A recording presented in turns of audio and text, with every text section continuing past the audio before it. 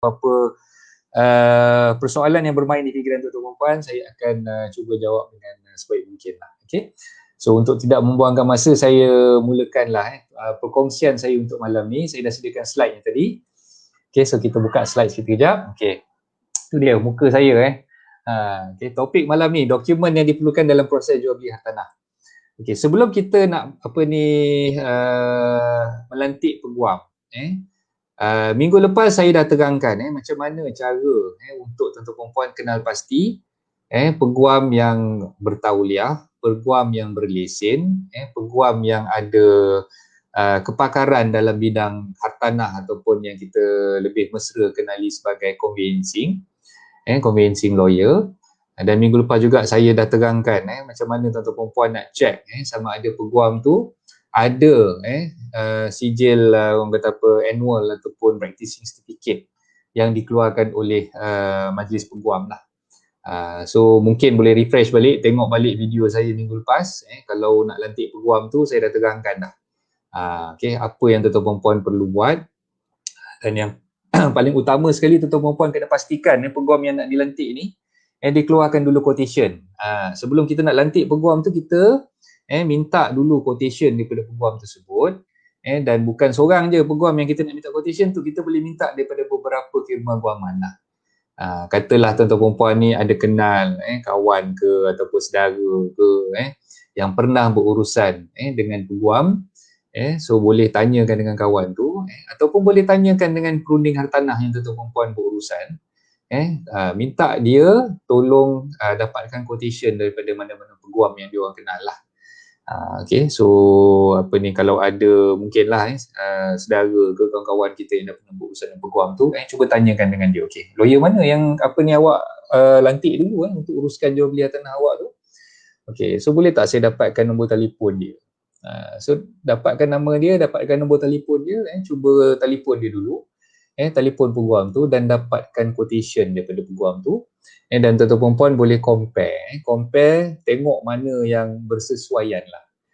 Sebab setiap peguam ni sebenarnya legal fee dalam urusan jual beli hartanah tu semuanya adalah mengikut solicitors remuneration order ataupun perintah saraan peguam cara, ataupun perintah saraan guaman. Lawyer tak boleh suka-suka hati nak charge klien dia ikut macam mana yang dia rasa dia nak charge. Tak boleh. Kita punya own skill fee yang kita boleh yang kita perlu gunakan. Jadi tuan-tuan puan perlu dapatkan quotation dulu daripada peguam untuk kenal pasti berapa sebenarnya legal fee yang dikenakan oleh peguam tersebut. Termasuklah legal fee kat situ ada disbursement. Disbursement tu apa yang dimaksudkan dengan disbursement adalah stamp duty, bayaran pendaftaran pindah milik dekat pejabat tanah, dia punya travelling expenses, printing charges, miscellaneous, semua benda-benda tu semua kita boleh tengok daripada quotation yang dah diberikan oleh peguam tadi, dan kita boleh compare kan. Katalah kita ada 3 quotation yang kita dapat, kita tengoklah mana satu yang bersesuaian, dan kalau tanya saya, sebenarnya tak semestinya yang murah tu yang bagus. Tak semestinya yang paling murah tu yang bagus. Tapi tak salah kalau tuan-tuan puan dapatkan quotation tu dan pilih yang paling murah. Tak salah sebenarnya. Cuma langkah-langkah yang saya dah terangkan minggu lepas, tuan-tuan puan perlu buatlah. Pastikan peguam tu adalah peguam yang mahir dalam bidang conveyancing. Dia memang tahu selok-belok jual beli hartanah. Namanya memang dah didaftarkan sebagai seorang peguam di majlis peguam, boleh tengok dalam direktori majlis peguam dan sebagainya. So saya tak nak ulas panjang tentang benda tu, boleh tengok balik video saya minggu lepas lah. Okay, so untuk kita punya slide presentation pada malam ni yang saya dah preparekan untuk tuan-tuan puan tengok. Okay, so sebagai penjual okay, ni yang saya nak fokuskan malam ni sebagai penjual. Sebagai penjual, apa yang tuan-tuan puan perlu sediakan? Perlu sediakan dokumen-dokumen yang tuan-tuan puan perlu compile, perlu photostate dan compile kan, ataupun tuan-tuan puan perlu scan. Kalau tak boleh nak photostate tu, ataupun leceh nak forwardkan dokumen je lah, mentang-mentang sekarang ni tengah PKPB kan, banyak negeri yang kita terhad lah pergerakan, nak keluar daerah tak boleh, nak pergi ke pejabat lawyer tu mungkin susah.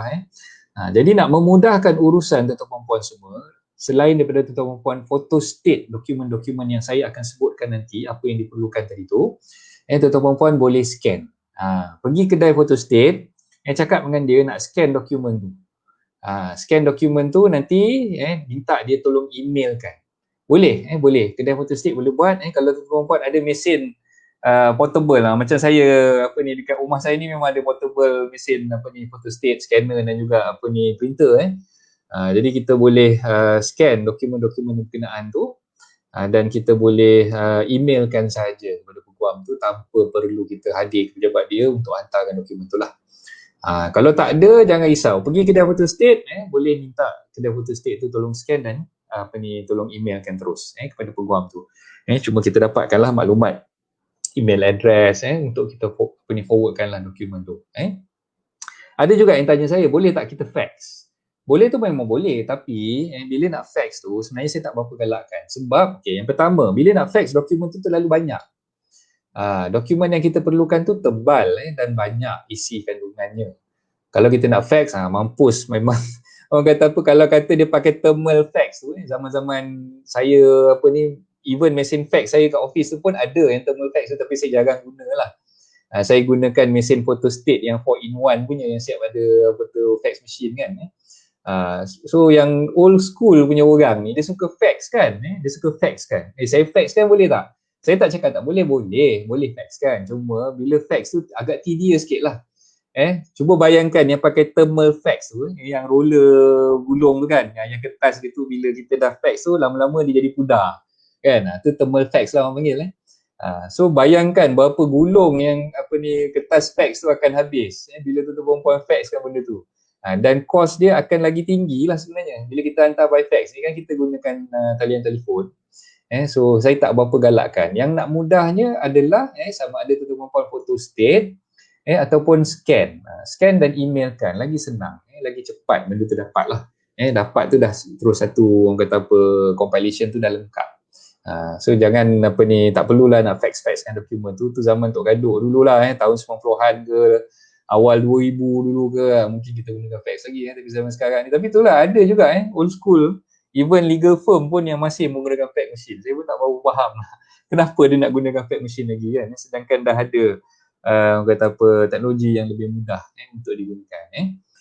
Dan pastikan bila kita nak scan dokumen tu, kalau tak tahu berapa muka surat, katalah perjanjian jual beli. Nanti saya terangkan apa dokumen yang diperlukan. Antaranya adalah perjanjian jual beli.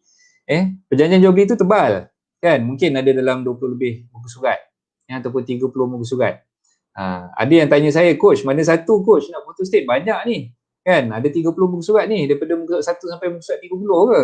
Jawapannya adalah tuan-tuan perempuan, sebaik-baiknya photostate ataupun emailkan ataupun scankan benda tu the whole set lah. Sebaik-baiknya macam tu. Kalau misal kata tak tahu photostate keseluruhannya. Kalau tahu dan mudah, photostate biasanya lah 3 muka surat yang pertama. 3 muka surat yang pertama yang ada cover dia depan tu. Lepas tu muka surat yang kedua tu dia punya preamble ataupun dia punya citation dia, dan ada stamping yang RM10 dekat depan muka surat pertama tu. Kemudian muka surat yang ketiga tu biasanya dia akan terangkan tentang alamat, dia punya description property tu sendirilah. 3 muka surat yang pertama tu penting. Kemudian bahagian belakang itu signing page. Signing page yang tuan-tuan perempuan sign dulu, SMP masa nak beli dengan pemaju ke, masa nak beli dengan individu sebelumnya ke, yang tu pun perlu di-photostatekan juga. Dan jadual di bahagian belakang. So jadual ni yang mana satu? Dia ada schedule, schedule bahagian belakang tu. Dekat schedule tu lah dia terangkan siapa penjual, siapa pembeli, alamat property tu, berapa harga jual, berapa harga deposit yang perlu dibayar, semua tu di dalam schedule bahagian belakang. Jadi keseluruhan bahagian schedule tu perlu di photostate ataupun di-scankan. So itu antara sebab kenapa saya lagi suka tuan-tuan perempuan tak payah pening-pening kepala, photostate je whole set. Kalau nak cari satu-satu, nak tengok mana satu yang relevan, mana satu yang tidak kan, nanti takut ada yang tercicir, lagi susah. Lagi nak memudahkan urusan, better photostate keseluruhannya lah. So apa dokumen yang saya perlukan sebagai peguam? Saya bahagikan pada 2. saya bagikan kepada dua, iaitu yang pertama, kalau sekiranya tuan-tuan punya tuan-tuan perempuan punya rumah ataupun tanah yang nak dijual ni ada geran individu. Geran individu ataupun geran strata lah. Okay, so kalau misal kata tanah ataupun rumah yang tuan-tuan perempuan ingin jualkan tu memang dah ada geran individu ataupun dah ada geran stratanya, inilah dia senarai dokumen yang peguam perlukan. Okay. Yang pertama, perjanjian jual beli ataupun sale purchase agreement di antara pemilik terdahulu dengan anda sebagai penjual. Ataupun bahasa mudahnya kita panggil benda ni sebagai principal S&P. Principal S&P. Okay. So principal S&P ni memang penting. Kita perlu dapatkan principal S&P ni untuk peguam yang nak nak siapkan perjanjian jual beli untuk tuan-tuan perempuan jual pula tanah ni gunakan. Dia ada dua sebab kenapa principal S&P ni kena ada.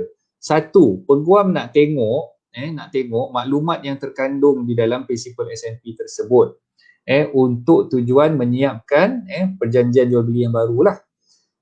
Itu yang saya kata tadi, relevant pages of the S&P tu perlu di photostate ataupun perlu di scan kan. Kalau tak reti, tak tahu mana satu relevant, photostate je dulu set. Termasuklah kalau beli dengan pemaju, belakang tu biasanya ada plan, ada floor plan, ada dia punya building plan, ada dia punya dia punya schedule of payment, semua tu photostate. Semua tu photostate. Jangan ada yang tertinggal. Kalau tak tahulah mana satu yang relevan, saya syorkan photostate. Okey. Okey. Sekejap, saya tengok sekejap komen-komen yang masuk okey, saya nampak ada nama Tuan Alata. Waalaikumsalam. Okey, ni semua sahabat-sahabat daripada Ipoh ni. Jauh ni Tuan Alata ni. Tuan Muhammad Syukur. Kalau hantar dalam bentuk gambar boleh? Saya keluarkan kejap soalan. Kalau hantar dalam bentuk gambar tu bukannya tak boleh, boleh. Tapi pastikan kena jelas. Nak ambil gambar, katalah kita guna smartphone kan. Sebaik-baiknya gunakan features ataupun gunakan apps yang phone scanner tu. Gunakan apps phone scanner tu lagi bagus. Kalau ambil gambar macam tu saja takut blur. Takut nanti bila kita nak tengok dalam JPEG punya format ke, dalam PDF punya format ke, saya nak tengok benda tu tak berapa clear, saya takut bila kita prepare SMP yang baru tu nanti maklumat tu tak tepat.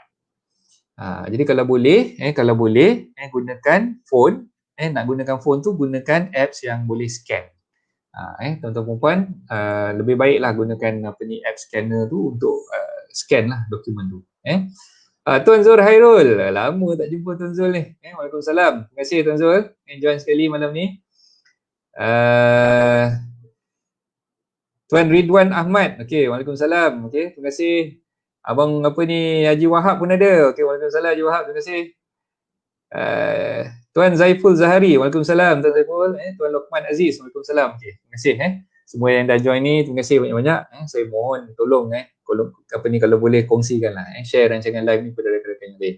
Ada lebih kurang 22 mata yang sedang memandang saya sekarang ni. 22 orang, tak ramai sebenarnya. Saya pernah pecah rekod satu malam ada lebih kurang dalam 100 lebih orang yang tengok live saya lah.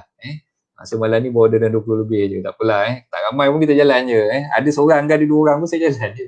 Memang saya jadikan satu rutin lah. Setiap hari Selasa malam Rabu kita akan adakan rancangan live sembang santai bersama saya. So tak kisahlah ada viewers ke tak ada viewers ke, saya peduli apa kan. Ini rancangan live saya. Ada juga orang yang duk fikir kan, buat live ni kan tak ada orang tengok kan, siapa yang nak tengok aku kan. Bagi saya benda tu tak betul. Tuan-tuan perempuan, bila nak buat live jangan fikir. Jangan fikir nak kata apa, risau siapa nak tengok kita ke, ada orang nak tengok kita ke, ada orang seronok tengok kita bercakap ke, orang benci ke, lantaklah ada orang. Yang penting kita buat apa yang kita nak buat. Itu prinsip saya. Itu prinsip saya. So notwithstanding kalau katalah yang tengok live saya pada malam ni, katalah tak ada orang langsung yang tengok live, itu tidak mematahkan ataupun melemahkan semangat saya untuk buat live setiap minggu, insyaAllah. Kalau ada masa, setiap hari Selasa, memang saya takkan sia-siakan peluang tu untuk adakan siaran live ni untuk bersama-sama dengan tuan-tuan puan semua, insyaAllah. Okay, alright. Seterusnya, apa lagi yang diperlukan? Okey, salinan geran individu ataupun geran strata yang telah didaftarkan atas nama tuan-tuan perempuan sebagai penjual. Okey, katalah tuan-tuan perempuan dah ada geran strata ataupun dah ada geran individu, tapi tak pasti nama dalam geran serata tu dah bertukar kepada nama tuan-tuan perempuan ataupun tidak. Okey, kalau tak pasti tak ada masalah. Photostate aja geran serata ataupun geran individu yang dah ada tu, boleh bagi kepada peguam geran yang ada tu dulu. Okey, sebab apa? Bila peguam dapat aja salinan geran serata ataupun geran individu tersebut, peguam akan lakukan carian ataupun land search di pejabat tanah untuk kenal pasti maklumat terkini dalam geran tersebut. Yang penting kita nak dapatkan salinan geran tu sebab kita nak dapatkan nombor geran tu. Nak dapatkan nombor geran tu untuk kita buat carian di pejabat tanah. Sebab tu kita perlukan salinan geran tu lah. Oh, saya nampak ada orang tekan smiley muka marah ni. Pasal apa? Marah kat saya ke? Apa yang salah saya? Allah, sian saya. Ada orang marah pula kat saya ni. Ada orang tekan ke tertekan button smiley tu. Ini yang saya tak faham ni, kenapa orang marah pula ni kan. Okey, tak apalah, saya anggap benda tu tertekan lah kot. Tertekan agaknya. So yang ketiga, apa yang diperlukan lagi selain daripada geran, selain daripada perjanjian jual beli, tuan-tuan puan perlu majukan juga salinan kad pengenalan. Salinan IC. Salinan IC ni untuk penjual perlu pastikan IC itu di forwardkan depan dan belakang. Untuk pembeli pun sama juga. Untuk pembeli pun kena forwardkan salinan IC itu depan dan belakang. Okey. Kalau nak ambil gambar guna phone pun boleh, tak ada masalah. Tapi pastikan maklumat di atas IC itu semuanya jelas lah. Jangan pula nanti nak ambil gambar tu sengit sana, sengit sini, gambar tu tak nampak. Nombor IC tu tak jelas, nama ejaan pun tak jelas, alamat pun tak jelas. Itu yang jadi masalah tu. Jadi tuan-tuan perempuan perlu pastikan bila nak forwardkan salinan IC tu, nak forwardkan gambar through ambil gambar daripada telefon ke apa ke, pastikan gambar tu jelas lah. Sama juga macam yang tadi untuk maklumat-maklumat yang lain-lain, dokumen yang diperlukan tu perlu pastikan dokumen tu diambil gambar ataupun diskankan dengan jelas. Okey. Ada juga yang tanya coach, boleh tak kalau saya nak cross IC tu, palang, nak palang ujung tu kan? Boleh. Cara nak palang tu, palang jangan palang satu palang gitu. Dekat benda tu kan macam tu kan. Jangan pula kita palang dia terus macam tu. Kita palang kat ujung. Ujung belah bucu kiri satu palang, ujung bucu kat kanan tu satu palang. So tulis kat situ for SNP purpose only. Boleh, tak ada masalah. So kalau misalnya kata tak palang pun tak apa. So ada yang mungkin agak risau lah, takut nanti orang guna IC tu untuk tujuan lain dan sebagainya. Dan dia nak palang, tak ada masalah, boleh palang aja. Okey, itu yang ketiga salinan kad pengenalan daripada penjual dan juga pembeli. Okey, yang keempat perlu lampirkan resit cukai tanah. Okey, resit cukai tanah ni kalau di negeri Selangor warnanya warna merah. Warna merah. Okey, so resit cukai tanah ni kat mana? Kalau misalnya kata tak dapat resit cukai tanah tu, nak dapatkan resit tu daripada mana? Kita boleh cek secara online. Kita boleh cek secara online. Kalau tuan-tuan perempuan tak tahu kat mana dia punya resit cukai tanah tu, hilang ke, tak pernah dapat ke, so boleh buka website Pejabat Tanah dan Galian Negeri Selangor, boleh tengok kat situ untuk dapatkan dia punya butiran cukai tanah terkini. Ada tunggakan dan sebagainya ke kan, kita boleh tengok di situlah. Alright. Sekejap, saya ada soalan yang masuk ni. Okay. Tuan Ridwan Ahmad ada tanya, Tuan, kalau lawyer yang prepare ada typo nama pembeli atau salah key in tempoh tamat leasehold, kemudian terus stamping, ada kesan apa-apa tak?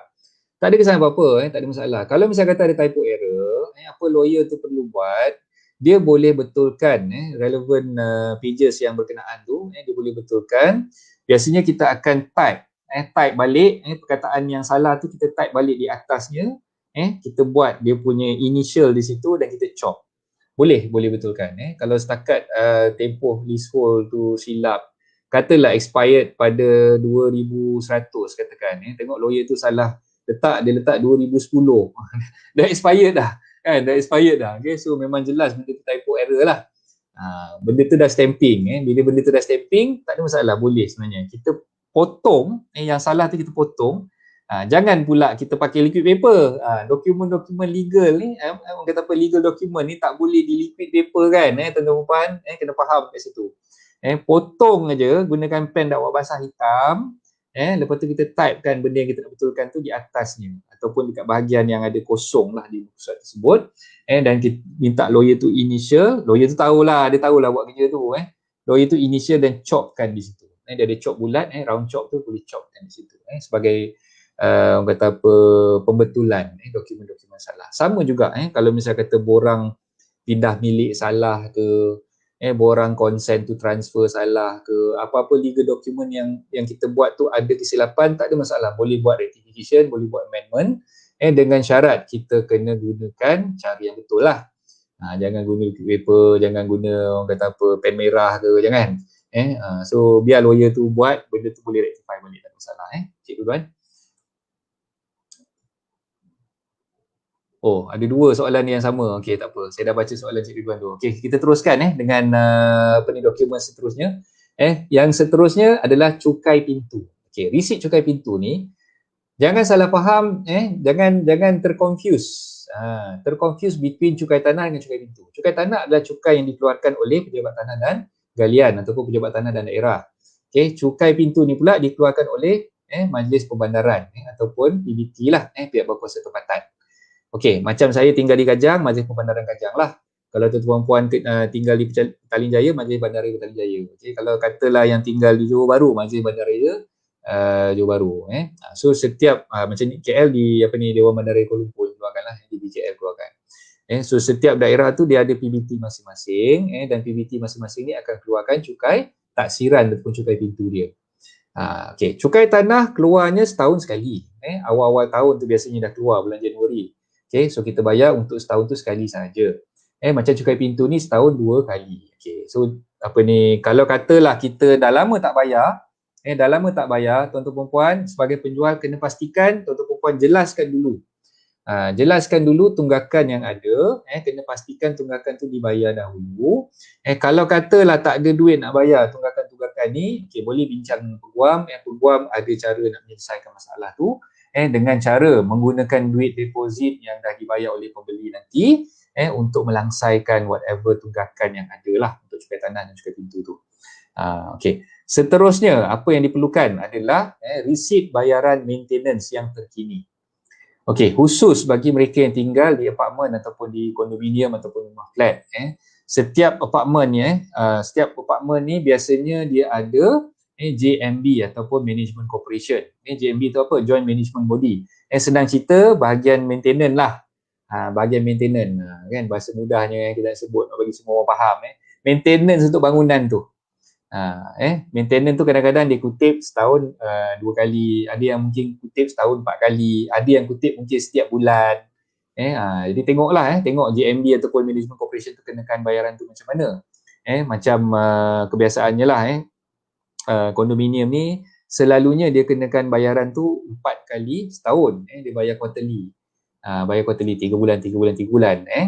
Okey, tapi tak dinafikan ada juga yang minta bayaran tu monthly, kan. So kita kena bayar setiap bulan lah. Katalah setiap bulan 100. So every month tu kita kena bayar lah. So receipt yang kita dah bayar tu kita kena lampirkan, dan kita kena hantarkan kepada peguam untuk prepare janjian jual beli tu tadi. Okay, so ini semua kena pastikan dah dijelaskan. Kalau ada tunggakan kena bayar dulu. Kalau tak ada means ataupun tak ada duit untuk bayar tunggakan-tunggakan yang ada, boleh berbincang dengan peguam. InsyaAllah peguam tahulah caranya macam mana nak selesaikan bayaran-bayaran tunggakan tersebut. Okey. Yang seterusnya, yang kelima, maklumat yang berkenaan dengan pemegang gadaian ataupun bank. Okey, kalau katalah tuan-tuan perempuan sebagai penjual, rumah yang tuan-tuan perempuan nak jualkan tu masih lagi ada hutang. Masih lagi ada loan, ada pinjaman dengan pihak bank. Maka pihak peguam perlukan maklumat bank yang berkenaan tu lah. Okay, katalah kita masih ada hutang lagi dengan Affin Bank lah. Jarang kita sebut nama Affin Bank ni, kan. Okay, kita ada hutang dengan Affin Bank katakan. Okay. So kita kena maklumkan kepada peguam nama bank tersebut. Okay. Affin Bank ni pula, okay, tak kisahlah Affin Bank ke mana-mana bank ke. Dia ada dua, satu yang konvensional, satu lagi yang Islamik. Kena pastikan kita tahu kita punya loan dulu tu kita buat under Islamik ke ataupun under konvensional. Sebab nanti bila peguam nak masukkan dalam perjanjian jual beli, dia kena masukkan precisely nama bank tersebut. Kalau katalah Afin Islamic Bank ataupun Maybank Islamic, kita kena letakkan Maybank Islamic lah. Okay, janganlah pula kita bagi tahu saya punya loan dulu dengan Maybank, padahal bukan Maybank, dengan Maybank Islamic. Tu jadi leceh tu. Kita dah masukkan dalam perjanjian jual beli, lawyer dah masukkan dalam perjanjian jual beli, tulis Maybank, tiba-tiba rupanya loan kita Maybank Islamic. Jadi leceh kat situ. Tapi jangan risau, sebab kalau kata kita tak sure sekalipun, katalah kita buat loan tu dah lama dah, 15 tahun lepas, masa tu tak pasti buat nanti Islamic ke bukan Islamic ke. So kita pun cakap dengan lawyer, tuan boleh tak tuan tolong pastikan, tolong pastikan loan saya ni under Islamic ataupun tidak. Okay, so lawyer kata insyaAllah boleh, tak ada masalah. Dengan cara macam mana? Lawyer boleh buat carian di pejabat tanah untuk tentukan sama ada loan tuan-tuan perempuan tu under Islamic ataupun under konvensional. Kita tengok siapa pemegang gadaiannya. So maknanya untuk urusan nak buat prepare perjanjian jual beli tu tadi, sebaik-baiknya tuan-tuan perempuan kenal pastilah. Kenal pasti dulu siapa pemegang gadaian ataupun bank yang sedia ada yang tuan-tuan perempuan tengah buat loan sekarang ni, untuk memberikan maklumat tersebut kepada peguam, supaya membolehkan peguam tu prepare perjanjian jual beli itu dengan lebih cepat dan lebih mudah lah. Okay. Alright, so apa maklumat yang saya perlukan? Yang pertama, nama bank. Okay. Yang kedua, alamat. Okay. Alamat ni masa tuan-tuan perempuan buat pinjaman dulu, katalah buat dengan branch Sungai Besi katakan. So maknanya alamat bank di Sungai Besi tadi tu, kita perlukan alamatnya, dan juga nombor akaun pinjaman. Nombor akaun pinjaman. Okay, sebab setiap pinjaman tu memang ada nombor akaunnya. Okay, nak tahu akaun pinjaman tu macam mana, nombornya kat mana, okay, boleh check dalam kita punya payment yang kita bayar setiap bulan tu lah.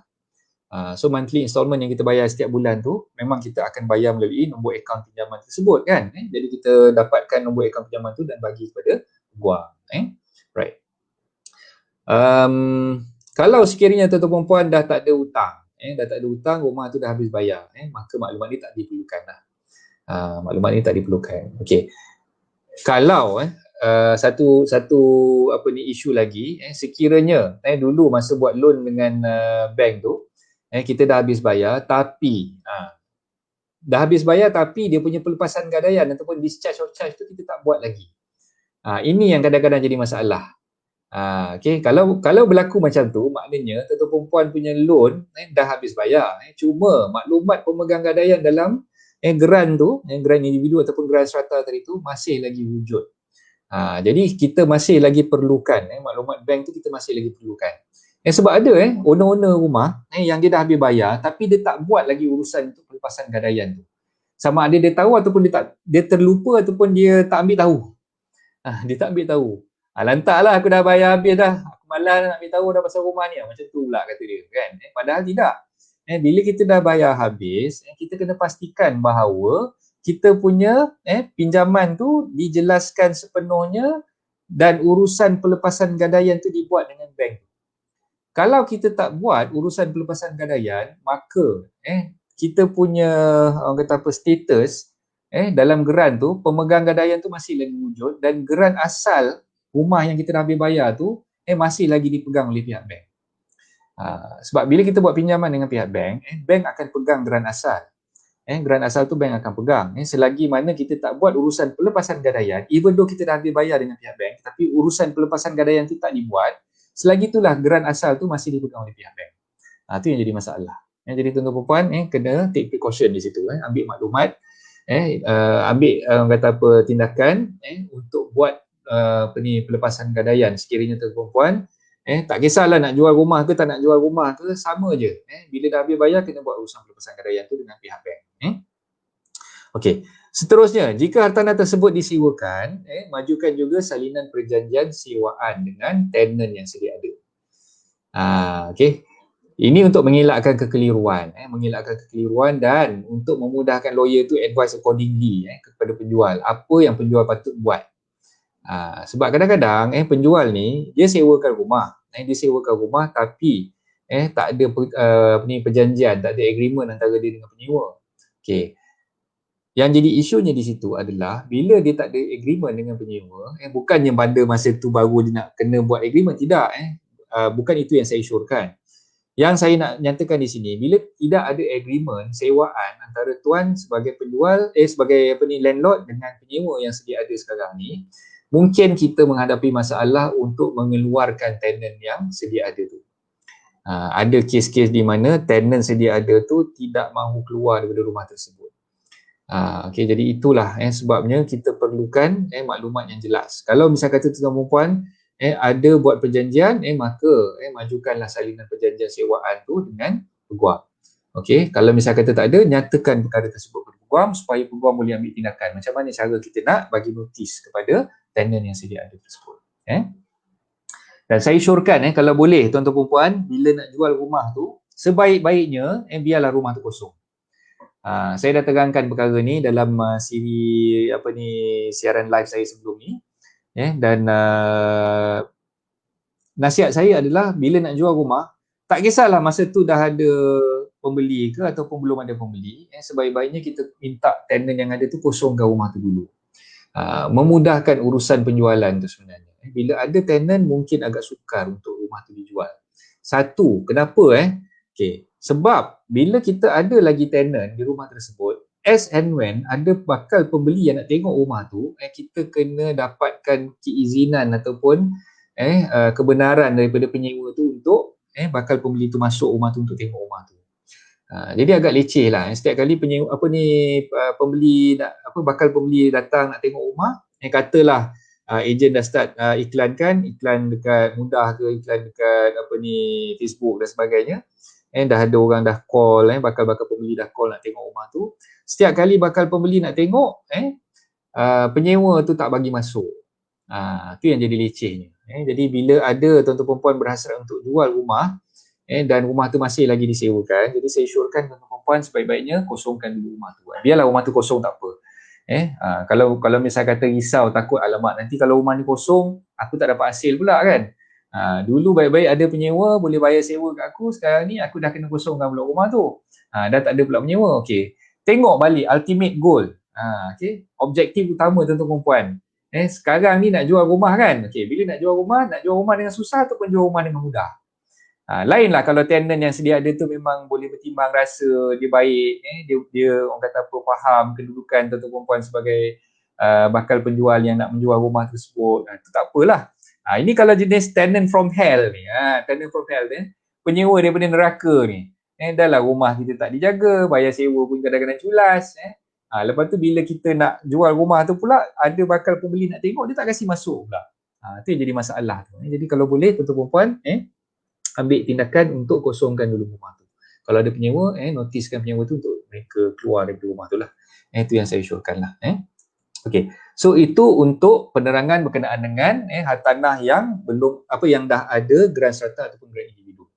Okey, sebelum saya nak share pula hartanah yang tiada geran individu ataupun geran serata ni, saya nak tengok dulu komen-komen yang masuk.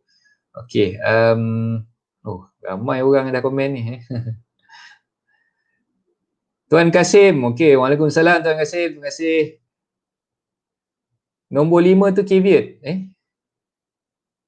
Apa yang caveatnya tu?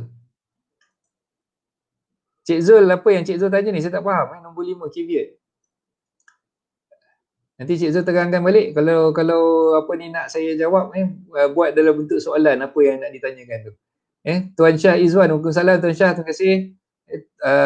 Muhammad Naim, okey, discharge of charge tu tugas siapa tuan? Owner ke atau bank? Thank you. Discharge of charge ni sebenarnya adalah pelepasan gadaian yang perlu dilakukan oleh peminjam lah. Bukan bank yang kena buat. Peminjam tu. Maknanya kita sebagai peminjam, katalah kita beli rumah tu dulu, kita buat pinjaman dengan bank, kita sebagai peminjam. Bila kita pinjam duit dengan bank, bank akan daftarkan gadaian ke atas hartanah tersebut lah. Gadaian di mana untuk secure baki bayaran balik tu dibayar daripada peminjam, daripada kita kepada pihak bank. Kalau kita gagal membayar setiap bulan tu, katalah ada culas tak bayar dan sebagainya, bank boleh foreclose ataupun ambil tindakan untuk melelong hartanah tersebut lah dengan adanya dokumen gadaian tadi tu. Jadi bila kita dah habis bayar, sebenarnya tanggungjawab kita sebagai peminjam, kita yang kena buat urusan pelepasan gadaian tersebut, bukan bank.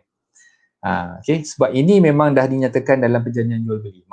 Perjanjian pinjaman. Mana-mana perjanjian pinjaman yang kita buat dengan pihak bank, memang dalam perjanjian pinjaman tersebut ada dinyatakan urusan pelepasan gadaian adalah tanggungjawab peminjam. Kos yang berkaitan dengan pelepasan gadaian perlu ditanggung oleh peminjam. Okey, jadi apa ni, Naim kena alert kat situ Okey. Syah Izwan, okay, deed assignment, yes. Okay, deed assignment ni kalau misalnya kata property yang belum ada grant lah. Property yang belum ada grant, okay, ni yang kita nak cerita sekarang ni, benda tu. Okey, nombor 5, saya rasa yang nombor 5 yang Cik Zul tanya ni pasal caveat ni adalah bebanan ataupun encumbrances. Nak cakap bahasa orang putih pula ni, encumbrances, bebanan ataupun encumbrances yang dinyatakan di dalam grant tersebut. Jadi untuk urusan nak buat pelepasan gadaian ataupun urusan untuk melepaskan caveat, kita kena, kalau caveat tu dimasukkan oleh pihak bank lah, kalau caveat tu dimasukkan oleh pihak bank, kita kena lepaskan caveat ataupun batalkan caveat tersebut di pejabat tanah. Jadi maklumat bank tu kita perlukan, peguam perlukan untuk peguam tulis surat kepada pihak bank. Ada dua tujuan lah kenapa kita nak dapatkan maklumat bank tu. Satu, peguam perlu tulis surat kepada pihak bank untuk mendapatkan apa yang dipanggil redemption statement ataupun dokumen surat tebus hutang. Penyata tebus hutang. Okey, itu yang pertama. Okey, yang kedua, tujuannya adalah untuk menyatakan maklumat bank tersebut di dalam perjanjian jual beli lah. Okey, nanti peguam akan masukkan dekat bahagian vendors financer tu, kita akan letak kat situ nama bank dan juga maklumat dia lah. Itu sebenarnya dua tujuan kenapa kita perlukan dia punya maklumat bank tersebut. Okey. Alright.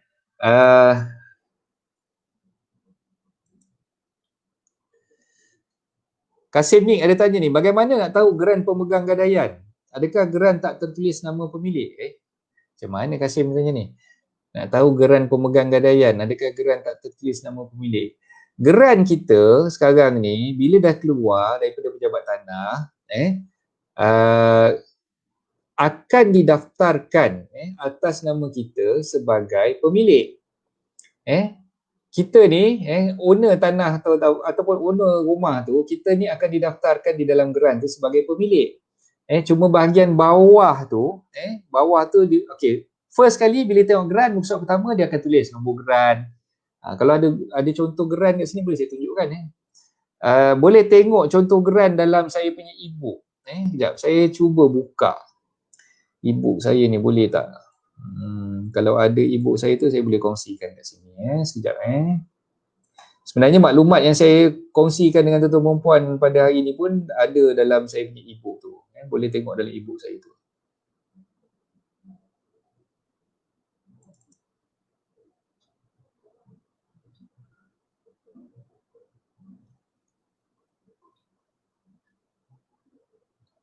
Saya tunjuk contoh carian lah. Contoh carian sekejap.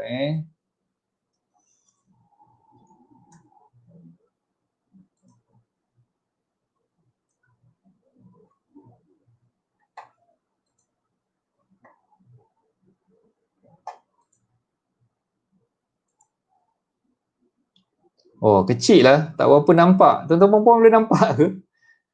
Boleh nampak tak? Tulisan tu kecil sangat lah.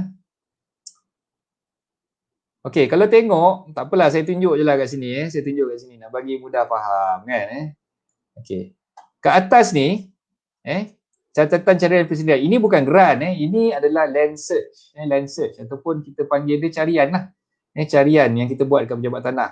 Okey, nampak tak bahagian atas ni? Ini semua maklumat tentang grant tu. Jenis dan nombor hak milik, nombor lot, mukim apa. Semua ni adalah maklumat yang berkenaan dengan grant tersebut lah. Grant tu taraf pegangan ni selama-lamanya. Ni maksudnya grant tu freehold. Lepas tu cukai tanah dia berapa setahun. Lepas tu bahagian bawah ni kategori kegunaan tanah bangunan. Okay. Syarat nyata tanah yang dimaksudkan ini adalah digunakan semata-mata untuk rumah kediaman. Okey, so untuk rumah kediaman sajalah. Lepas tu sekatan kepentingan tiada. Okey, maksud dia bila tanah ni freehold, dia tidak ada sekatan kepentingan which is bila kita nak jual ataupun nak pindah milik tu tak perlu nak dapatkan kebenaran daripada pihak berkuasa tempatan ataupun pihak berkuasa negeri lah. Okey, pemilikan dan alamat. Kan kat sini ada nama. Ni nama pemilik tu lah. Ni nama pemilik tu. Siapa owner dia. Okey, dan bahagian bawah ni dia ada urusan yang belum didaftarkan, diteliti ada. Okey, so maknanya grant ni owner tu dah tak ada apa-apa hutang lagi lah. Okey. Dulu sebelum dia dah habis bayar hutang tu, dia ada pinjaman dengan kalau ikut kat sini. Oh, yang ni dah dilepaskan lah. So dah dilepaskan tu memang dah tak ada. So maknanya grant ni dah free from any encumbrances lah. Okay, so kalau tengok grant yang ada hutang, ada gadaian lagi pada pihak bank, ada caveat dan sebagainya, dia akan tulis kat bahagian bawah ni. Urusan dalam perserahan yang tanggungan dan endosan-endosan lain ni dia ada tulis lagi kat bawah ni. Okay, so macam grant ni dia tak ada lagi lah, sebab dia dah habis bayar. Bila dah habis bayar tu dia orang kata tak tunjuk lagi lah dia punya maklumat yang berkenaan tu.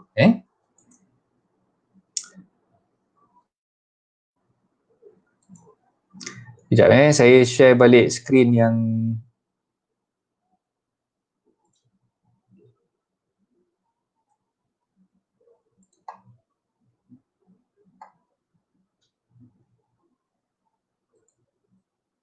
okey.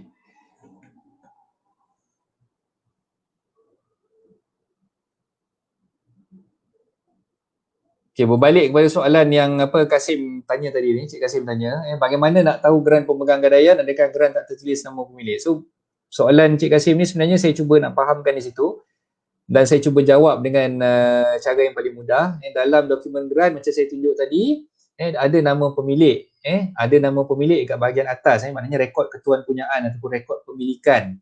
Okey, bahagian bawah tu ada urus niaga, urusan-urusan yang dah didaftarkan.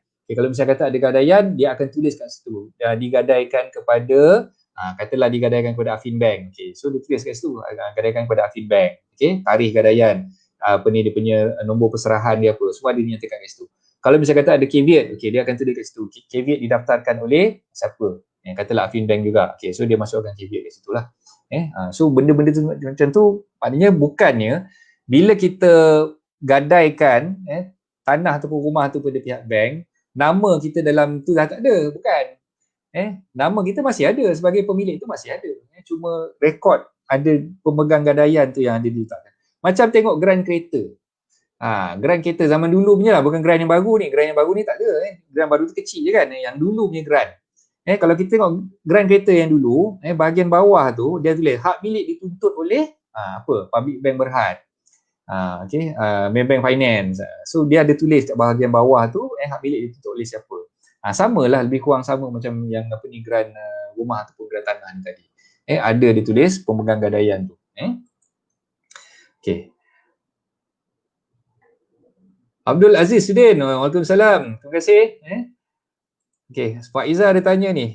Macam mana kalau penyewa tak nak bagi gantung dan iklankan owner nak jual? Oh, okey. Itu yang saya cakap tadi, kalau misalnya kata ada penyewa yang bermasalah macam ni, sebaik-baiknya owner tu keluarkan je lah tenant yang ada tu. Tenant yang banyak ketegak ni, yang banyak songeh ni, kadang-kadang mendatangkan masalah. Kalau owner tu berkendakkan nak jual rumah tu segera, kadang-kadang disebabkan tenant yang ada tu menyebabkan rumah tu lambat dijual. Jadi saya boleh nasihatkan kat sini, tuan-tuan puan, yang nak jadi penjual, yang rumahnya tengah disewakan, kena tengok perangai penyewa tu macam mana. Kalau penyewa tu datang daripada neraka, sebaik-baiknya kosongkanlah rumah tu dulu. Kalau penyewa tu datang daripada syurga, alhamdulillah tak ada masalah, teruskanlah sewaan. Okay, so macam soalan Pak Izzah ni, dia lebih owner daripada owner tu sendiri. Kan, penyewa tu lebih belagak owner daripada owner tu sendiri kan. Macam dia pula owner rumah tu. Nak gantung banner pun tak boleh. Malulah aku sewa rumah ni nak kena jual. Kau belilah rumah tu. Apa yang susahnya? Kan? Dah kau pun nama penyewa, dah nama penyewa, duduklah buat cakap penyewa. Kan? Jangan nak belagak macam owner pula kan. So kalau nasihat saya, baik kosongkan je lah rumah tu. Kosongkan je lah rumah tu. Tak payahlah sewakan kepada orang. Okay. Tuan, ada beza tak antara sewaan dan pajakan? Yes, ada beza. Sewaan, kalau saya nak terangkan ni panjang Naim. Dia, sewaan ni dia tidak tertakluk kepada kanun tanah negara. Dia berdasarkan kepada undang-undang kontrak, kontrak law lah, kontrak law, dia pakai agreement semata-mata lah, tenancy agreement tu semata-mata. Manakala pajakan tu pula dia tertakluk kepada undang-undang di bawah kanun tanah negara. Yang mana pajakan tu, biasanya kita buat sewaan ni tempohnya tak lebih daripada 3 tahun lah. Tempoh untuk sewaan tak lebih daripada 3 tahun. Kalau misal kata lebih daripada 3 tahun, kita tak panggil benda tu sebagai sewaan, tapi kita panggil dia sebagai pajakan. Dan pajakan ni pula, specialnya pajakan ni, dia didaftarkan. Maknanya nama orang tu, orang yang memajak tu, akan didaftarkan di atas geran tanah tersebut sebagai pemegang pajakan. Itu beza dia. Kalau saya nak kupas ni, mungkin saya kena ada satu slot khusus untuk ceritakan tentang beza sewaan dan pajakan. InsyaAllah nanti kalau ada masa kita akan buat sesi live tu lah. So macam yang saya terangkan tadi. Dan satu lagi keistimewaan pajakan ni, biasanya kalau kita bayar sewa tu kita bayar on monthly basis, bulan-bulan. Tapi macam pajakan ni dibayar one lump sum. Contohlah kita nak pajak untuk tempoh setahun katakan. Untuk tempoh 5 tahun katakan. Jadi kita bayar wang pajakan tu, wang pajakan yang kita bayar selama tempoh 5 tahun tu one shot. Dia tak bayar macam bayar bulan-bulan. Kalau bayar bulan-bulan tu kita panggil dia sewaan lah. Tapi yang paling mudah nak bagi faham kat sini, if let's say orang yang nak duduk kat tanah kita tu dia nak sewa lebih daripada 3 tahun, maka dia tak boleh gunakan tenancy agreement, dia kena pakai lease agreement. Sebab itu telah termaktub di bawah kanun tanah negara ataupun National Land Code. So kena ikut apa yang ada dalam kanun tanah negara, kita kena buat perjanjian pajakan dan juga kita kena daftarkan pajakan tersebut di pejabat tanah. Itu beza dia lah.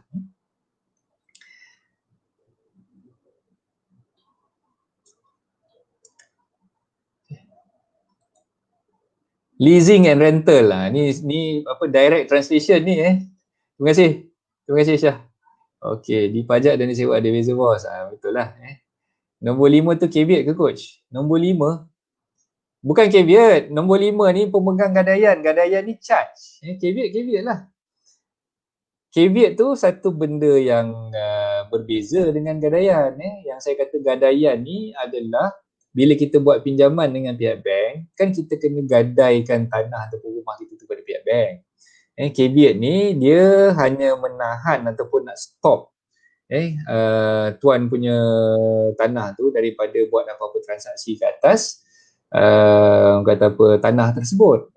Dia terhad untuk menahan atau nak stop tuan tanah tu daripada buat apa-apa transaksi ke atas tanah tersebut. Itu caveat. Tapi gadaian ni dia berbeza. Gadaian ni pula bila kita gadaikan tanah tu pada pihak bank, bank ada kuasa untuk melelong tanah tersebut sekiranya kita gagal membayar bayaran bulanan, installment yang kita kena bayar kepada pihak bank tu. Itu kuasa yang diberikan di bawah gadaian. Jadi dia dua perkara yang sangat-sangat berbeza. Caveat dan juga gadaian tadi.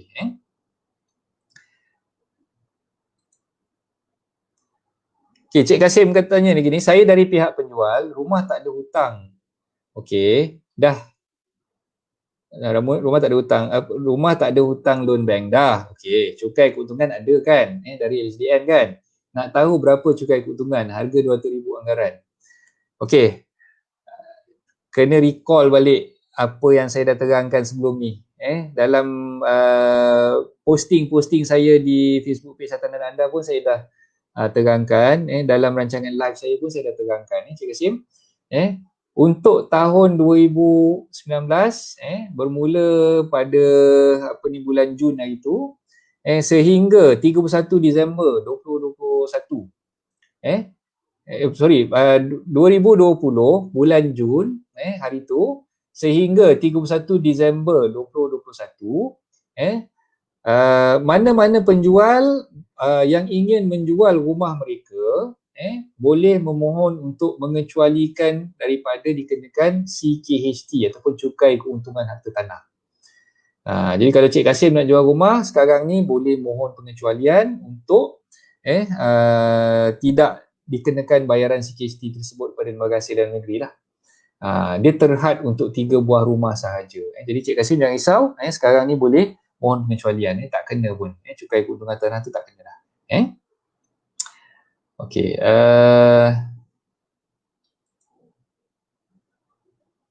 Tuan Mahat ada tanya ni. Assalamualaikum. Waalaikumsalam Tuan Mahat. Okey, freehold open title maksudnya. Okey. Freehold open title ni maksud dia, hartanah tu boleh dijual kepada sesiapa sahajalah. Okey, maksud dia boleh jual kepada Bumi Putra, boleh dijual kepada non Bumi Putra. Tidak ada kekangan di situ. Tidak ada kekangan, so kita boleh jual kepada sesiapa sahaja. Itu maksudnya freehold open title lah. Okey.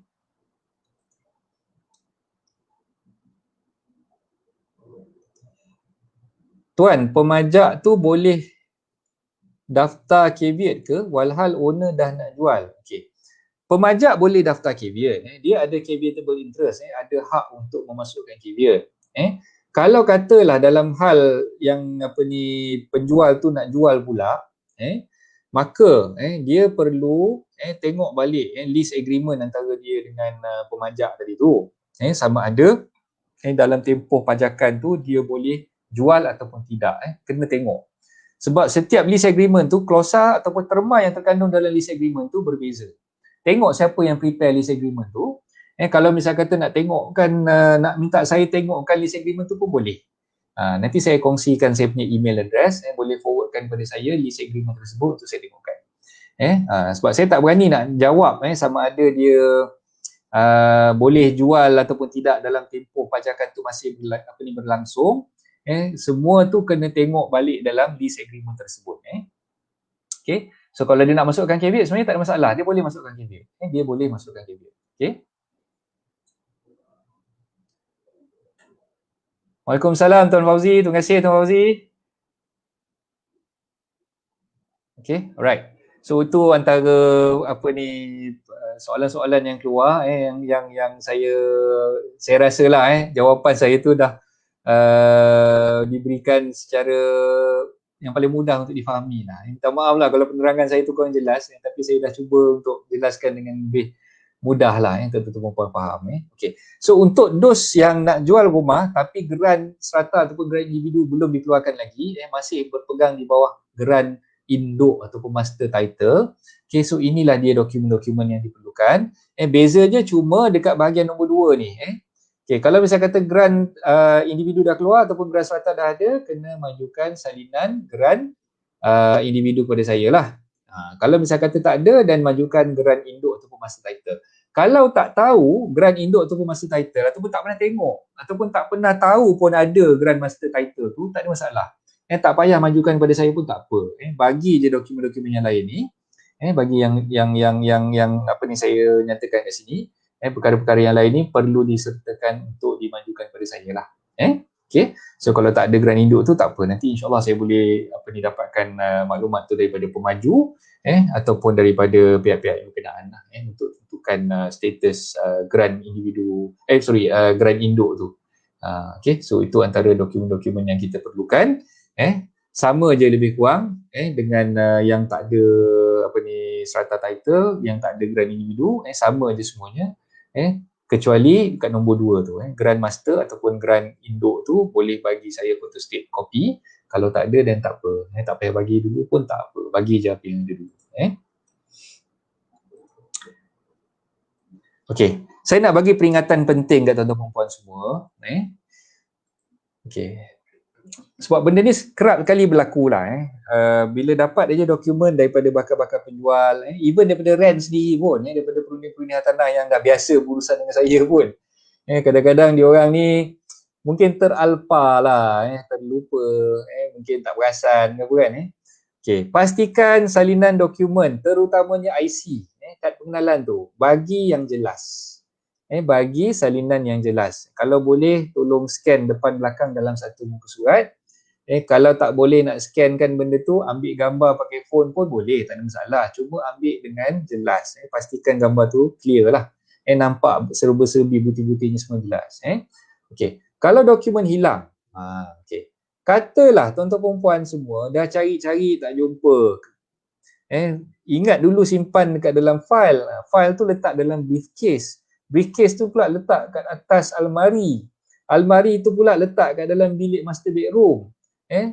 Cari-cari tak jumpa. Tak tahulah ada orang curi ke, simpan kat mana salah letak ke, jangan panik. Jangan panik, ada cara macam mana kita nak dapatkan dokumen-dokumen tersebut lah. Okay. Tuan-tuan perempuan, kalau katalah dah terhilangkan SMP lama, prinsipal SMP tu tak ada simpan, kopi geran tak ada simpan, maklumat bank pun tak tahu mana lah perginya. Memang dah cari dah merata tempat tak jumpa. Okay. So apa yang tuan-tuan perempuan boleh buat adalah tuan-tuan perempuan boleh dapatkan salinan dokumen-dokumen tersebut sama ada daripada peguam yang menguruskan jual beli rumah yang dulu. Katalah masa kita beli rumah tu dulu kita gunakan khidmat peguam katalah ABC & Co lah katakan. ABC & Co. Okay. So call balik ABC & Co, tanya dengan dia, okay. Tapi kena pastikan lah, kena pastikan setidak-tidaknya kita tahu nombor rujukan fail. Ini pun satu masalah juga. Bila call lawyer, cik saya ni Ali bin Ahmad.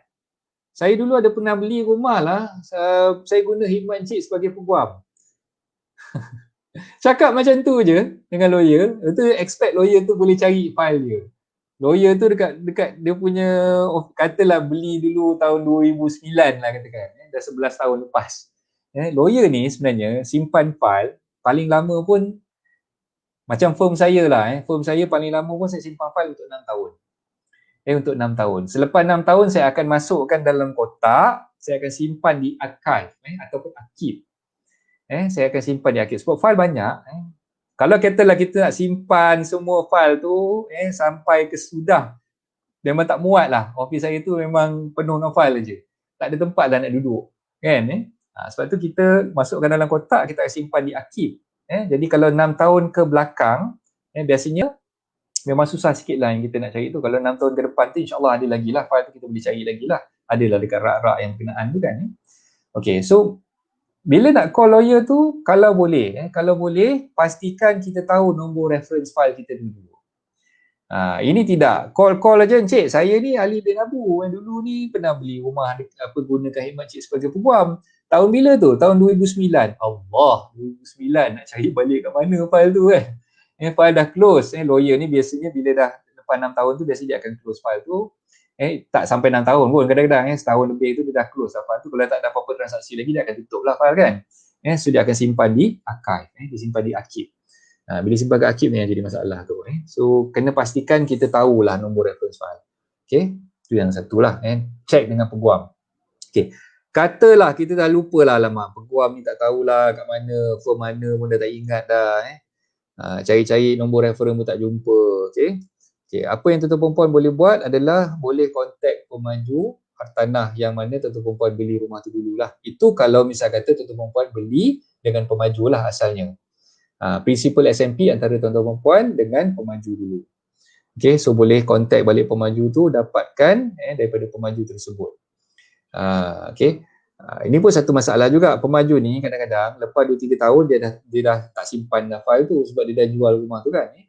So mungkin dia tidak ada simpanan ataupun tak ada rekod dokumen-dokumen berkenaan di dalam file mereka lah. Okay, so last resort apa yang tuan-tuan perempuan boleh buat adalah untuk dapatkan salinan dokumen-dokumen tersebut daripada pihak bank. Ini kalau misalnya kata tuan-tuan perempuan masih lagi ada hutang, masih ada pinjaman dengan pihak bank tu, boleh dapatkan salinan dokumen tersebut daripada pihak bank. Okay. Kalau nak dapatkan daripada pihak bank, bagi je nombor IC number, bagi je nombor rujukan file, kalau misalnya kata ada nombor rujukan file tu lah, ataupun bagi nombor account lah, bagi nombor account kita, dan kalau misalnya kata check dengan bank tu, kebiasaannya lah, bank memang ada rekod dan memang bank akan simpan. Dia akan simpan dalam dia punya filing. Sebab selagi mana loan kita tak dibayar habis, selagi itulah dokumen tu bank akan simpan. Bila dah buat dah bayar habis pinjaman tu, bank akan serahkan semula the whole stack of documents tu SMP lama, geran asal, loan agreement, semua tu dia akan bagi balik kepada kita setelah kita buat urusan pelepasan gadaian tu nanti.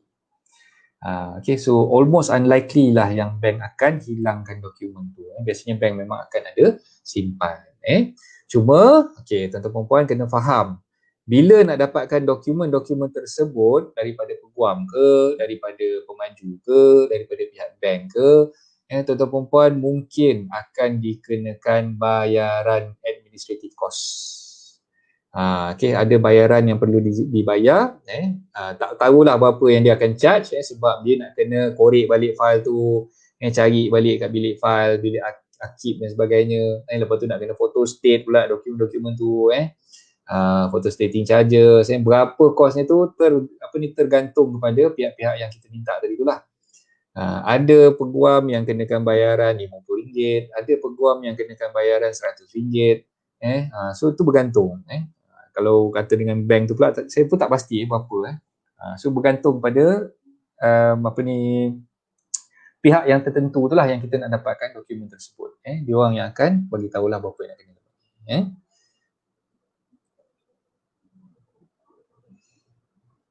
Okey, Muhammad Naim. Okey, memang jelas tuan. Okey, terima kasih. Alright. Tuan Mahat, terima kasih tuan. Ibu, tapi saya kena berguru bab rumah ni. Boleh, tak ada masalah. Nak berguru ke, nak bersifu ke, nak bercikgu ke, boleh. Cik Zul dah dapat lah ibu saya. Ibu saya satu je lah, mana ada ibu lain. Satu tu je Cik Zul, ibu saya tu. Dah dapat lama dah Cik Zul dah dapat. Okey.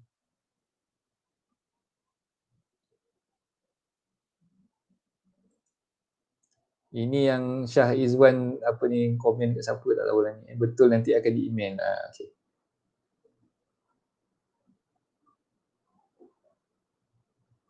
Nanti saya bagi dia punya link tu.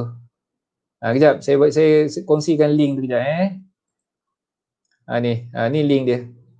Okay, nak dapatkan e-book ni masuk kat link ni yang kat bawah ni. Okay. Free je saya bagi e-book tu. Bukan kena bayar pun. Okey, Puan Sarimah Kasim ada tanya ni, jika serata title telah dikeluarkan tetapi owner masih belum apply serata title tetapi bercadang untuk jual unit tersebut, boleh proceed ke atau owner perlu settlekan serata title dulu? Okey, bagus soalan Puan Sarimah ni. Okey, untuk menjawab soalan ni, sebenarnya peguam bila dapat aja dokumen daripada penjual dan juga pembeli, nak preparekan sale and purchase agreement tu, benda pertama yang peguam akan buat adalah peguam akan tulis surat kepada developer, kepada pemaju. Okey. Cuba bayangkan macam inilah yang Puan Sarimah tanyakan ni, senario dia macam ni. Tuan-tuan perempuan nak jual rumah, Dalam masa yang sama, geran rumah tu masih lagi atas nama pemaju, belum ditukar nama kepada nama tuan-tuan perempuan sebagai penjual lah, sebagai pemilik asal lah. Okay. So masih lagi atas nama pemaju. Okay. So isu dia kat situ, bila kita nak jual rumah, perlu tak kita daftarkan dulu nama kita atas geran tu, baru kita boleh jual rumah tu. Okay. So untuk menjawab soalan Puan Sarimah tu, kita sebagai peguam perlu tulis surat kepada pemaju tu untuk dapatkan developers confirmation letter ataupun surat pengesahan status daripada pemaju. Okey, isi kandungan surat tersebut biasanya lawyer akan tanya dengan pemaju, adakah pemaju bersetuju untuk memberi kebenaran direct transfer, maknanya daripada pemaju terus kepada nama pembeli yang baru. Okey, kalau pemaju bersetuju untuk bagi direct transfer, apakah kos-kos yang dikenakan oleh pemaju untuk tujuan tersebut? Okey, so semua perkara yang dinyatakan di dalam surat confirmation letter tu, surat confirmation letter pula confirmation letter daripada pemaju tu, memang ada jawapan kepada persoalan-persoalan yang kita ajukan kepada dia lah. Jadi macam mana yang Puan Sarimah tanya tu, jawapan tu tergantung kepada surat reply ataupun confirmation letter yang kembalikan daripada pemaju tu kepada peguam tu tadi. Jadi jangan risau, boleh jual, cuma kita kena dapatkan confirmation letter daripada pemaju. Ada pemaju yang bagi buat direct transfer, ada pemaju yang tak bagi buat direct transfer. Kalau tak bagi buat direct transfer, maka kita kena buat double transfer. Maknanya daripada pemaju kepada penjual dulu, daripada penjual kepada pembeli pula. So kena buat 2 kali transfer kat situ. Itu yang dipanggil double transfer lah. Kalau pemaju benarkan buat direct transfer, maka dia bypass nama penjual tu, dia terus daripada pemaju terus kepada nama pembeli yang baru. Tertakluklah kepada syarat-syarat dan juga bayaran yang dikenakan oleh pemaju tu tadi. So tu kena faham. Okay. Untuk kupasan lanjut tentang topik ni, sebenarnya saya dah kongsikan dalam rancangan live beberapa bulan yang lepas. Puan Salimah boleh tengok dalam kita punya YouTube channel. YouTube channel Hartanah dan Anda. Lepas ni semua kena subscribe YouTube channel saya. Subscribe YouTube channel saya, maklumat-maklumat yang berkenaan dengan direct transfer, double transfer, macam mana nak keluarkan surat kepada pemaju, nak dapatkan confirmation letter apa semua tu saya dah kongsikan sebelum ni. Boleh tengok dalam YouTube channel saya. Ada satu rancangan live yang membincangkan khusus topik tersebut. Okay, saya harap saya dah jawab soalan Puan Salimah kat situ. Boleh proceed dengan jualan, nanti coach explain. Tuan. Cik Syah ni memang advance lah. Saya dah boleh explain ni, dah beritahu lah. Saya ada soalan coach, macam mana kita nak estimate anggaran premium untuk rumah leasehold? Allahuakbar. Anggaran premium ni saya ada kongsikan dulu, ada dia punya jadual tu. Jadual pengiraan dia. Kalau saya dapat retrace balik benda tu, nanti saya sharekan dalam Facebook page Hartanah dan Anda. Saya pernah kongsikan dulu macam mana cara nak kira. Anggaran premium punya dipanggil calculation tu kan. Ada link tak berkenaan info terbaru mengenai RPJT yang boleh memohon kecualikan cukai keuntungan ni dalam tahun 2021? Kalau terlepas jual, selepas boleh tak memohon pulangkan semula cukai tersebut? Link tu tak ada, tapi ada warta kerajaan. Saya dah kongsikan dulu. Nak kena cari balik lah Cik Kasim benda tu. Nanti saya kongsikan balik lah. Kalau saya jumpa tu saya kongsikan balik. Kalau dah terlepas, dia begini pengecualian cukai yang menguruskan jual beli ni adalah peguam kan. So Cik Kasim kena tanya balik dengan peguam Cik Kasim tu. Tanya balik dengan peguam tu, masa jual dulu tu adakah Cik Kasim entitled untuk dapatkan pengecualian RPJT. Kalau misalnya kata lawyer tu check, dia pun telah WhatsApp tak tahu, boleh check balik SNP tu tarikhnya berapa bulan. Yang penting kat sini kena faham RPJT untuk pengecualian tu dia bermula daripada 1 Jun 2020 sehingga 31 Disember 2021. Kalau SNP yang Cik Kasim sign tu before that, sebelum 1 bulan Jun, maknanya katalah sign SNP pada 2 Januari 2020 ke, masa tu warta kerajaan untuk pengecualian duty stamp ni belum dikeluarkan lagi. Pengecualian RPJT ni belum dikeluarkan lagi. Jadi kalau misal kata nak tahu dengan lebih lanjut, boleh tanya dengan lawyer tu. Lawyer tu should know. Sepatutnya dia tahu. Sepatutnya dia tahu. Kalau tak, cakap dengan dia tak payah jadi lawyer lah. Buat malu je. Okay. Alright. So, teruskan dengan peringatan penting ni tadi. Jika jual beli diuruskan oleh perunding hartanah ataupun ejen, boleh dapatkan bantuan ejen untuk dapatkan salinan dokumen-dokumen tersebut. Okay.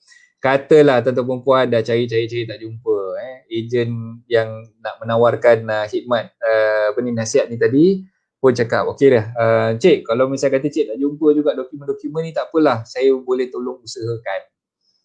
Saya boleh tolong usahakan untuk dapatkan maklumat tersebut daripada pemaju ke, daripada orang kata apa, peguam ke, so boleh minta dia tolong uruskan lah. Tapi bila dia nak tolong uruskan tu, kena faham dia pun manusia juga kan. Dia pun ada masa nak kena settlekan hal lain, hal family, hal urusan dia punya kerja-kerja lain kan.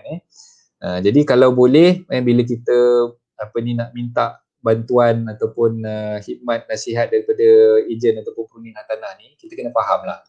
Kita kena faham dia dah put some effort di situ. Dia dah letakkan usaha je di situ. Jadi kita kenalah balas usaha dia tu dengan cara yang baik, dengan setimpal lah.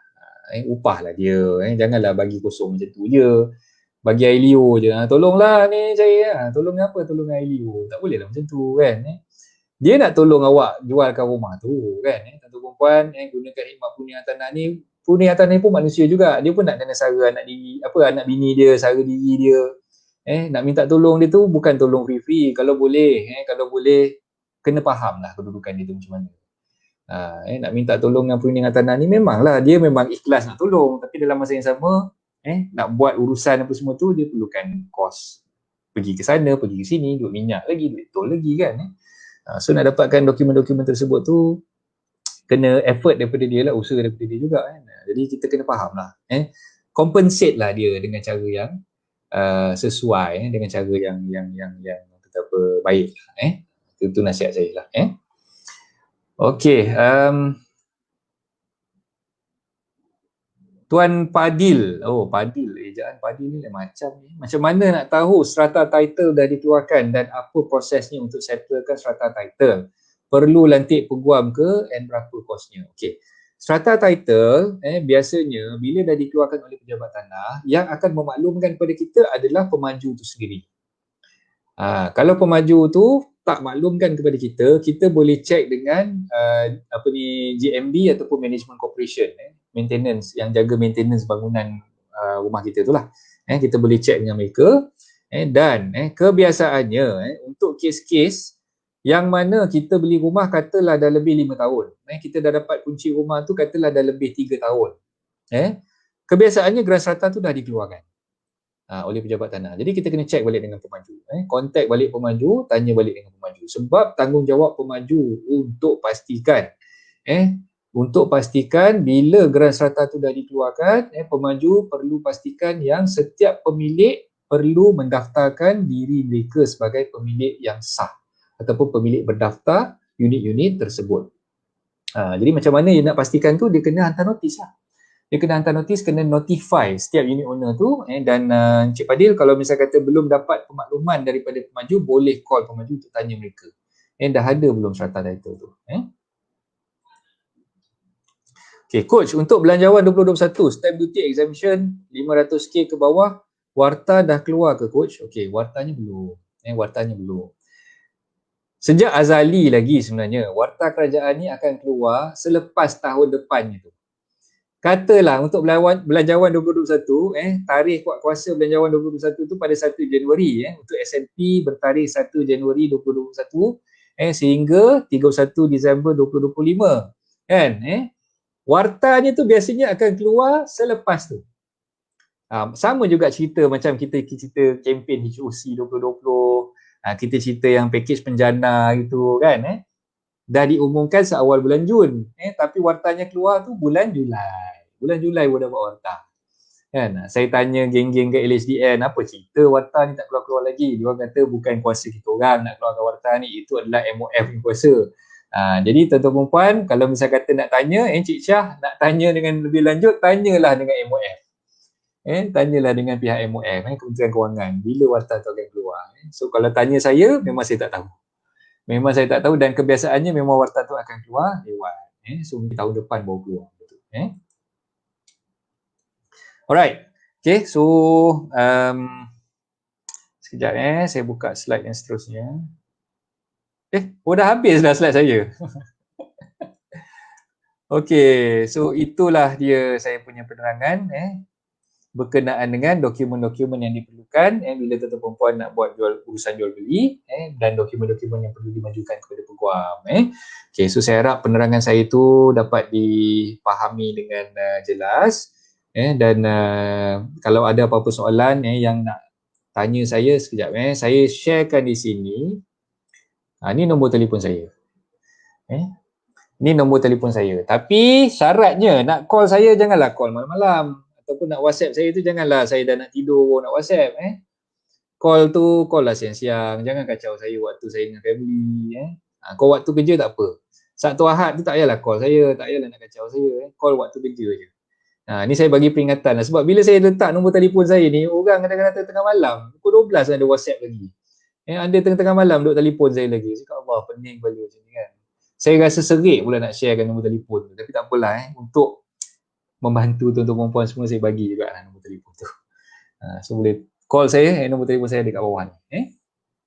Okey, kalau nak email, kejap, saya bagi email address saya. Okey, ni email address saya, salih.aizak@gmail.com.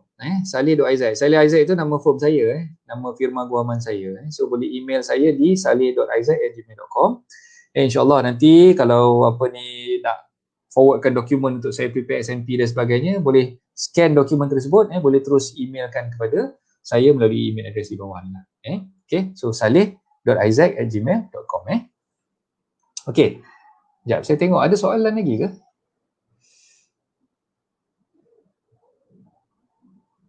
Okay, terima kasih semua. Okay, terima kasih. Terbaik.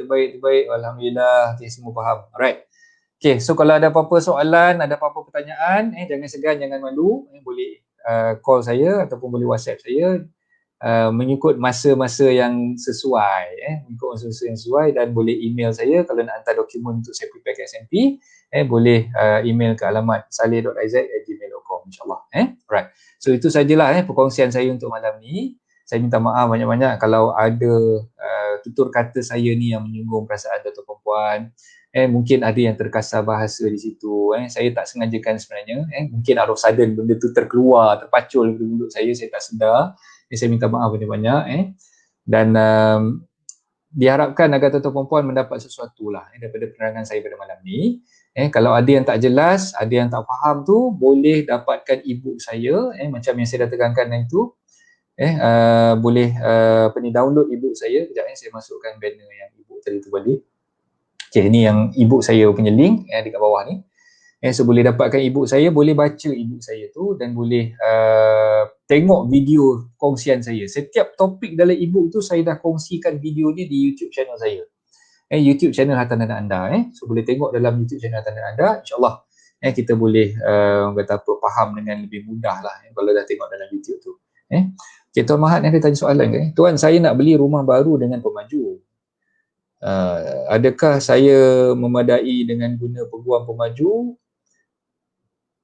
Pemaju ada kata apa yang disebutkan belanjawan tu diorang kena tunggu surat berkeliling. Okey. Kalau nak guna peguam pemaju, dalam kes-kes yang saya jawab lah Tuan Mahat ni kan. Tuan Mahat ada WhatsApp saya tu kan. Boleh sebenarnya, boleh gunakan pemaju tu punya peguam, tak ada masalah. Cuma pastikanlah, pastikan satu, pemaju tu adalah pemaju yang berdaftar. Berdaftar dengan siapa? Berdaftar dengan KPKT lah. Pemaju yang berdaftar dengan KPKT dan pemaju tu boleh dapatkan HOC campaign lah. Sebab pemaju yang berdaftar dengan KPKT ni ada pemaju tertentu saja yang boleh entitled dapat HOC 2020 punya campaign tu. So kalau misalnya kata dia tak berdaftar, dia tak boleh dapat. So kena check dulu pemaju tu macam mana. Dan kalau nak gunakan peguam yang panel dengan pemaju tu tadi, sebenarnya banyak juga kelebihannya. Bila guna peguam tu, biasanya legal fees diabsorb, ditanggung sepenuhnya oleh pemaju. Jadi Tuan Mahat tak perlu nak bayar lagi legal fees dia. Dan klausa yang terkandung di dalam perjanjian jual beli dengan pemaju ni sebenarnya adalah standard terma yang terpakai di dalam HDA, Housing Development Act. Sama ada Schedule G ataupun Schedule H. G tu untuk yang beli rumah atas tanah, H tu untuk yang beli high rise, yang beli kondominium ataupun apartmen. Sebenarnya SMP yang ada tu sebenarnya dia guna pakai Schedule H dan juga Schedule G tadi itulah. Dia aplikasikan benda yang sama. So kerisauan tu saya rasa mungkin tak berapa besar sangatlah, tak berapa besar sangat. Cuma Tuan Mahat kena berhati-hati kalau pemaju yang katalah yang Tuan Mahat tulis ni popular juga kan. Popular dia pun sebenarnya kena tengok track record dia. Tengok track record dia, projek-projek terdahulu yang dia bangunkan sebelum tu. Macam mana track record dia? Kalau track record dia okey, katalah dia dah pernah bangunkan bandar, pernah bangunkan taman perumahan yang besar, cubalah selidik. Sekarang ni dah mudah, semua within fingertips. Kita boleh di hujung jari je, kita boleh klik dekat Google tu, cari je. Even dalam property guru, dalam prop social, ada dia panggil forum lah, forum-forum yang membincangkan tentang pemaju-pemaju tertentu. So boleh Google, tengok dalam website-website yang saya sebutkan tadi tu, tengok track record tu macam mana lah. Itulah nasihat saya. Dari segi lawyer tu tak ada masalah sebenarnya, boleh je ambil lawyer ni. Support coach, submit case lah. Betul lah, support lah. Apa yang tak supportnya kan. Lah gurau-gurau je. Okay, so itu sajalah perkongsian saya untuk malam ni. Saya ucapkan ribuan terima kasih kepada tuan-tuan dan puan yang sudi bersama-sama saya pada malam ni. Oh, ada lebih 20 orang dah tengok saya secara live. Ada lagi yang keluarkan smiley muka marah ni. Siapa lah yang marah saya malam ni? Okay. Minta maaf lah kalau saya ada terkasar bahasa, saya ada betul tergurau lebih ke kan. Saya minta maaf banyak. Semua tu saya tak sengajakan. Dan insyaAllah kalau ada rezeki kita jumpa lagi dalam sesi live saya pada minggu-minggu yang akan datang. Bagi yang terlepas, jangan risau. InsyaAllah saya akan dikongsikan rancangan live ni dalam YouTube channel saya. Sedikit masa lagi saya akan download dan saya akan masukkan dalam YouTube channel saya. Dan bagi yang bertanyakan soalan yang mungkin saya tak dapat nak jawab dengan baik, tak dapat jawab dengan lengkap, saya minta maaf banyak-banyak lah sebab mungkin kerana kekangan masa dan macam saya beritahu tadi, kebanyakan jawapan kepada soalan-soalan tuan-tuan perempuan tu ada dalam ebook saya dan ada dalam YouTube channel saya punya video lah, boleh tengok di situ insyaAllah. Okay, so itu saja. Assalamualaikum warahmatullahi taala wabarakatuh.